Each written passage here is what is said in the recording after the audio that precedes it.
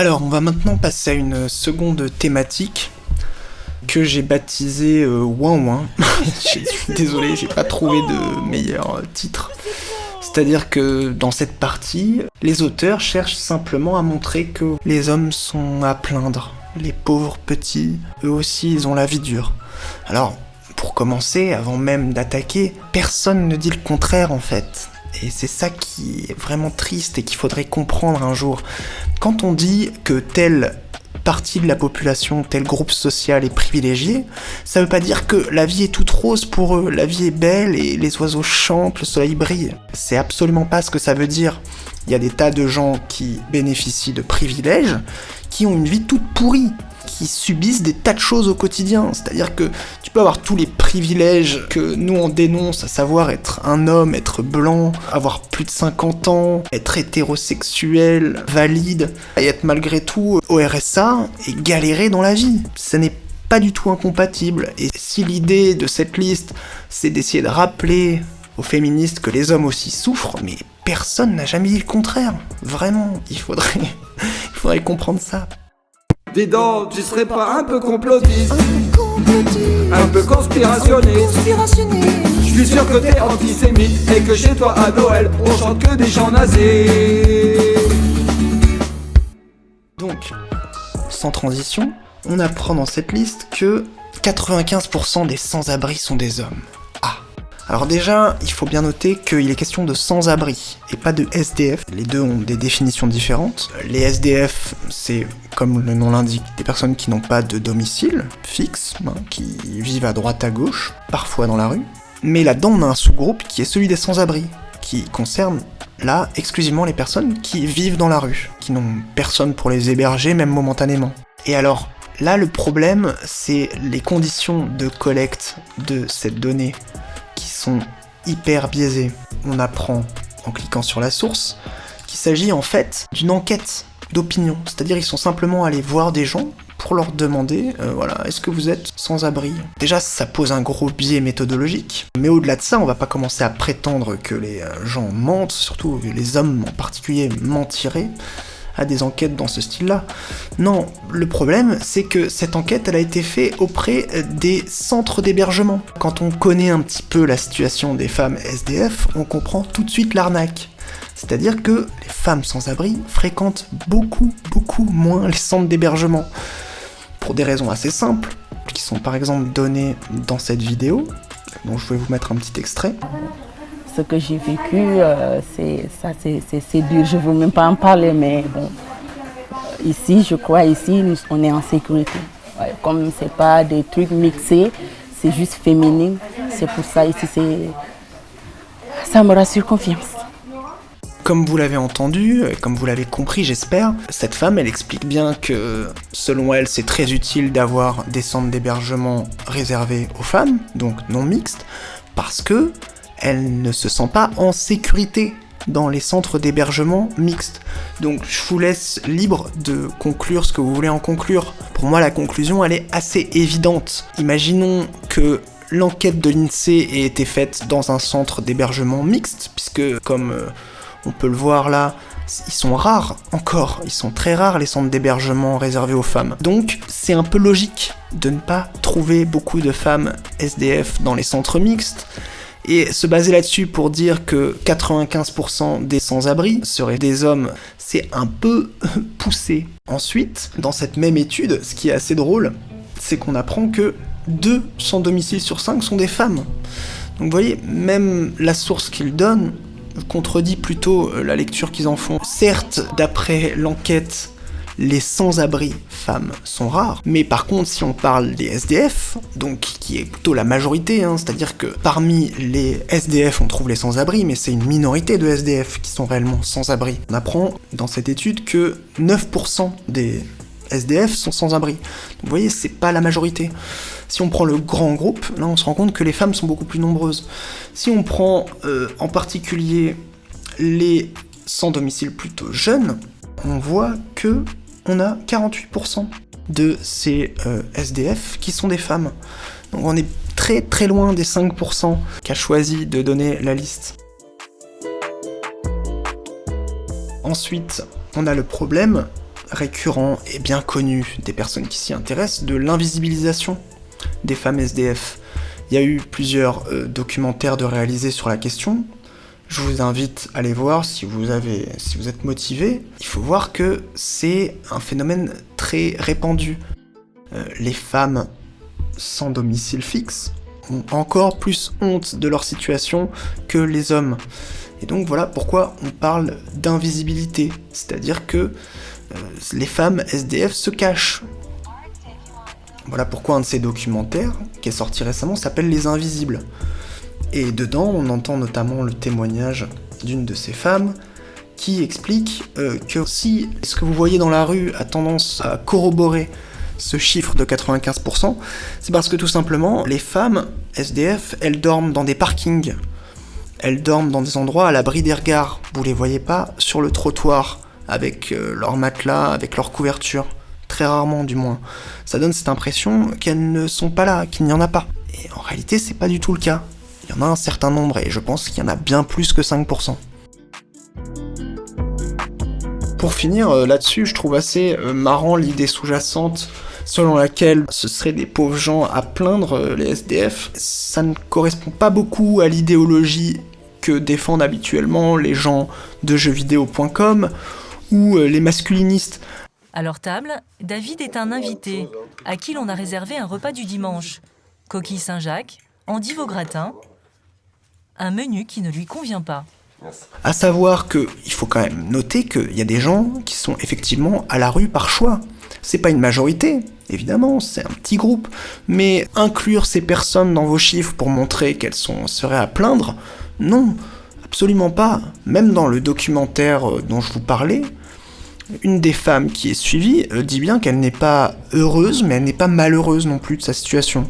Elle estime qu'elle a fait des erreurs, elle a fait des mauvais choix dans la vie, et que c'est entre autres pour ça qu'elle est à la rue. Donc, vraiment, quand on défend l'idée de méritocratie, le bon vieux quand on veut, on peut toujours s'en sortir, machin, et que derrière, ces personnes-là viennent pleurer sur le sort de ces gens qu'habituellement ils qualifient de parasites, qui vivent au crochet de la société, je trouve ça assez paradoxal. Alors, histoire de rester dans le glauque, la liste nous donne ensuite le taux d'auteurs de suicide qui sont des hommes, 73,6%.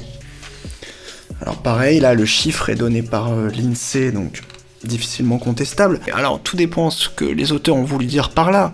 J'imagine que l'idée sous-jacente, c'est que si les hommes se suicident davantage, ils sont plus à plaindre. Encore, voilà, les pauvres hommes, s'ils se suicident plus, c'est bien qu'ils ont une vie plus dure. C'est un truc qu'on fait en dernier recours. Le problème, c'est que si on prend les tentatives de suicide, le rapport s'inverse. À savoir que 9,9% des femmes auraient tenté de se suicider au cours de leur vie, contre 4,4% des hommes. Au cours des 12 derniers mois, c'est la même chose, même genre de rapport. Et pareil, quand on regarde le nombre de personnes ayant fait plus d'une tentative de suicide au cours de leur vie, c'est principalement des femmes. Si les femmes tentent plus de mettre fin à leur jour, c'est qu'a priori, ce sont elles qui sont plus à plaindre. Je pense pas qu'on puisse décemment retenir le fait que les femmes échouent plus souvent dans leur tentative de suicide pour dire qu'elles seraient moins à plaindre. À moins qu'on soutienne l'idée que, en réalité, elles n'essaieraient pas vraiment de se suicider, ce qui devient vraiment très glauque. Encore mieux, on peut se dire que peut-être que les femmes passent plus souvent à l'acte, mais auraient moins de pensées suicidaires. Eh ben non, on regarde les chiffres des pensées suicidaires, même chose. Quelle que soit la tranche d'âge, on peut voir que les femmes ont plus de pensées suicidaires que les hommes. À vous d'en conclure ce que vous voulez.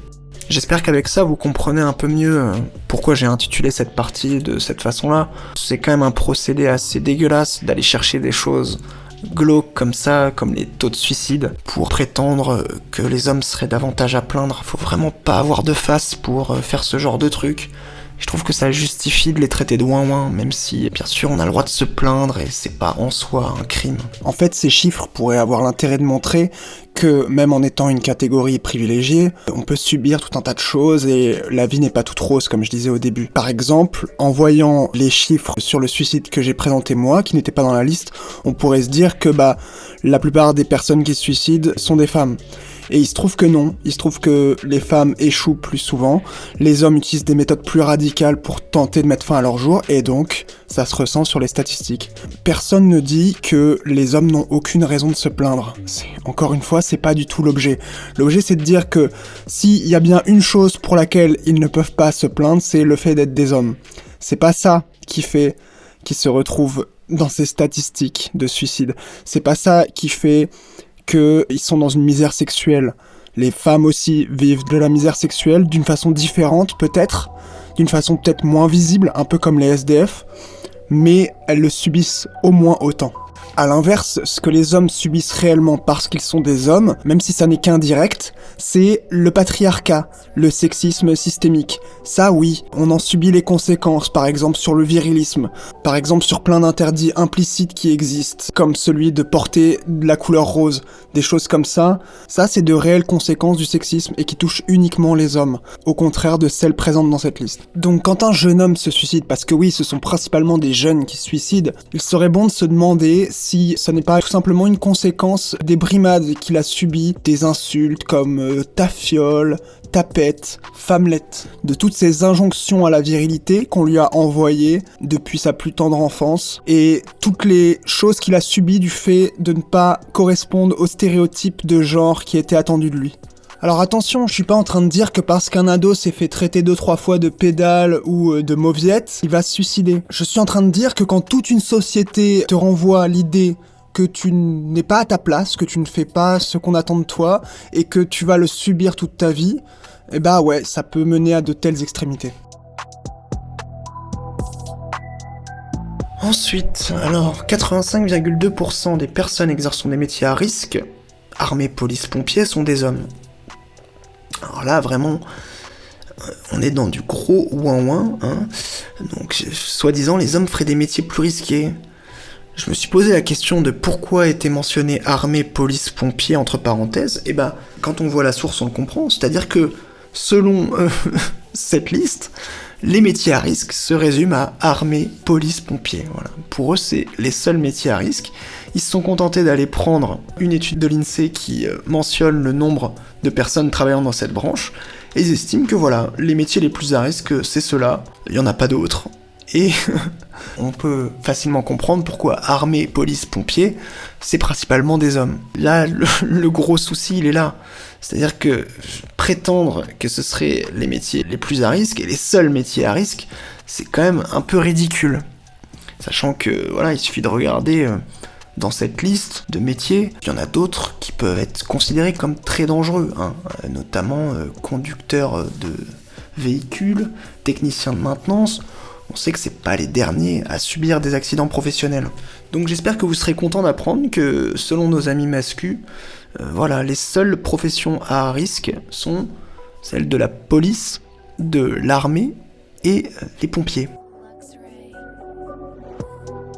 Donc si vous êtes par exemple dresseur ou dresseuse de crocodile, laveur ou laveuse de carreaux en rappel, marin pêcheur ou pêcheuse, pilote d'avion, cascadeur, cascadeuse en wingsuit, ou voire éboueur ou éboueuse, parce que quand même on l'oublie, mais ils bossent sur la route qui est très dangereuse, hein, qui tue énormément. Eh bien sachez que si vous faites partie de ces professions, selon nos amis JVC, vous n'exercez pas un métier à risque. Voilà. C'est le moment d'aller renégocier votre assurance vie, là, que vous payez très cher, mais qui vous paraissait si importante, parce que visiblement, il n'y a aucune chance que vous ayez un jour un problème. En plus, ces métiers-là, c'est vraiment pas les plus accidentogènes. La plupart des militaires, par exemple, ils sont pas sur le front. Ils font des travaux administratifs.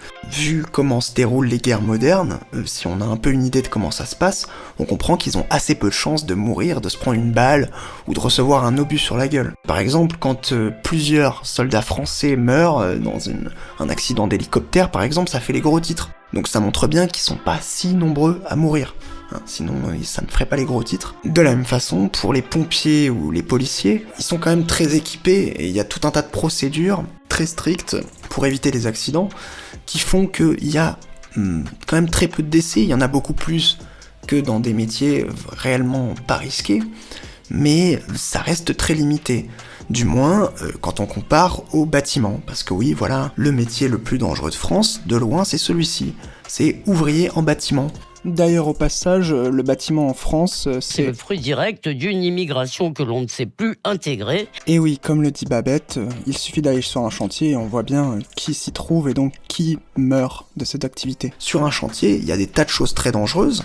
Là encore, il y a des mesures de sécurité qui sont mises en place, mais en permanence, on enfreint ces règles. C'est très régulier que des ouvriers tombent d'un échafaudage et meurent ou se prennent un container sur la face et soient écrasés. Des accidents comme ça dégueulasses et très graves, il y en a quasiment tous les jours sur les chantiers en France. Voilà, quel est le métier réellement le plus dangereux, et c'est plutôt celui-là qu'il aurait fallu citer pour montrer que, soi-disant, les hommes font des métiers plus dangereux. Mais comme vous pouvez le constater, c'est simplement que c'est des métiers masculins dans lesquels il y a ce genre de risque. Ça ne veut pas dire que les femmes font systématiquement des métiers moins dangereux. D'où le chiffre suivant, voilà, qui paraît assez logique quand on a vu celui-ci. 64,6% des accidentés du travail sont des hommes. 87% des accidents mortels touchent les hommes. Bah oui, sur les chantiers, il y a des hommes. Et sur les chantiers, on meurt beaucoup, y compris en France. C'est QFD. Alors bien sûr, c'est triste, hein, on va pas dire que c'est pas un problème. Maintenant, considérer ça comme une discrimination, considérer ça comme montrant un privilège féminin de ne pas mourir sur les chantiers, je trouve ça un peu abusif. On sait très bien que si les femmes ne travaillent pas sur les chantiers, c'est pour des raisons évidentes, c'est pas des métiers qui les attirent, en général, hein, parce que c'est des métiers très masculins, justement. C'est un peu le serpent qui se mord la queue, et aussi parce que c'est des métiers physiques souvent, et donc naturellement les femmes se dirigent moins vers des métiers physiques, tout simplement. Donc merci aux masculinistes et à leurs superbes sources qui nous apprennent que seuls 2,1% des ouvriers du bâtiment sont des ouvrières. Merci, vraiment, on tombe des nues en découvrant ça, incroyable. Alors là on va peut-être me dire tu peux rigoler machin, mais c'est bien une preuve qu'on est plus à plaindre. Non, pas vraiment. Pour moi, c'est surtout la preuve que, déjà, t'as un travail, hein. Je suis désolé, hein, mais si les hommes meurent plus au travail, c'est qu'ils ont du travail. Les temps partiels subis, par exemple, ça touche davantage les femmes. Donc, elles passent moins de temps au travail. C'est aussi ce qui explique que, au-delà de l'écart de salaire à travail égal, donc à temps de travail égal et à qualif égal, elles touchent moins d'argent, parce qu'elles travaillent aussi moins, parce qu'elles ont besoin, par exemple, de s'occuper des enfants, de s'occuper du foyer, parce que le papa, le mari, ne le fait pas suffisamment.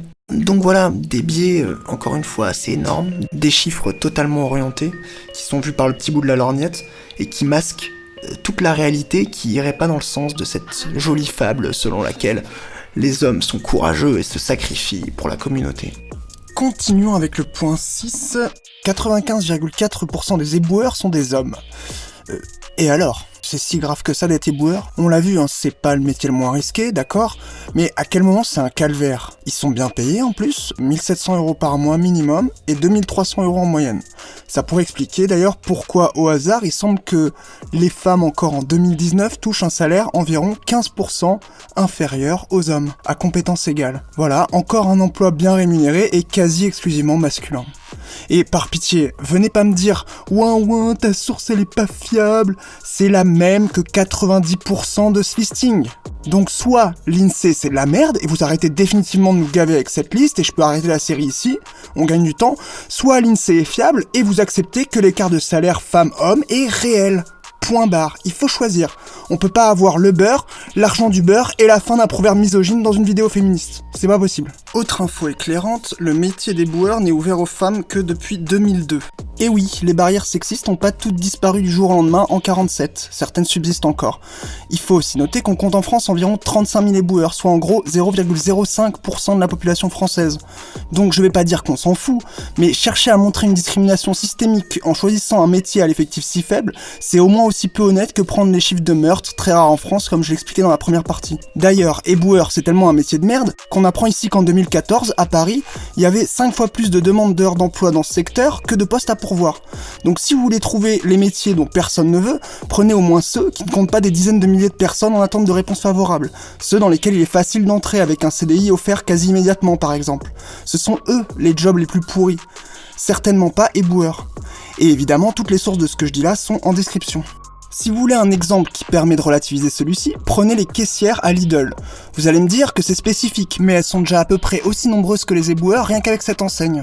Et on a justement eu un très bon reportage sur les conditions de travail de ces caissières, que je vous invite à regarder. J'ai les poignets qui ont lâché, parce que les tendons, au bout d'un moment, ils tiennent plus. Si ça peut vous donner envie de boycotter cette enseigne, vous aurez pas résolu d'un coup la question de l'esclavage moderne, mais c'est un bon début. Tout ce que ces entreprises comprennent, c'est quand on les attaque au portefeuille. Au passage, grosse dédicace à Sleeping Giants, qui ont très bien compris comment ça marche. Très rapidement, on va conclure cette seconde partie avec le point numéro 10. 74,3% des personnes exerçant des métiers pénibles physiquement, ouvriers, agriculteurs, exploitants, sont des hommes. Donc là, vous vous dites non. Ils auraient quand même pas osé résumer les métiers pénibles à ces 3 professions, comme avec l'armée, les pompiers et les flics. Eh bah si. La source est différente ici, mais le procédé est le même. Alors là, il y a un calcul qui a été fait, donc on va vérifier qu'il a été fait correctement au moins.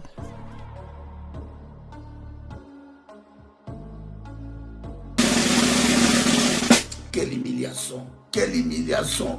Quelle humiliation! Et voilà. Notez que cette liste, elle tourne depuis plus de 2 ans et que personne ne semble avoir relevé cette erreur de calcul. Ça vous donne une idée de la proportion de gens qui vérifient les sources et ou de l'intégrité intellectuelle des masculinistes. Je tolère, pardonne et la ferme depuis la nuit des temps. J'ai toujours autant de problèmes, sauf qu'en plus faut que je taffe maintenant. Si t'as envie et que j'ai la flemme, eh bah je fais semblant. J'ai même pas le droit de choper la crève, qui suis-je, évidemment. Et tu me carottes la dit dans l'ondon. Moi je pense qu'à toi c'est la faute à Cupidon. Toi qui penses qu'à ton gros bidon l'ondon. Ne vois-tu pas que j'ai la tête dans le guidon? Hey, tu m'as découverte, le cœur abîmé. Moi pour que tu restes, j'ai retourné ma veste. J'en ai vu des vertes et des périmées. L'enfer où tu me fais descendre, je m'en sortirai comme une grande. Comme une grande, comme une grande, comme une grande.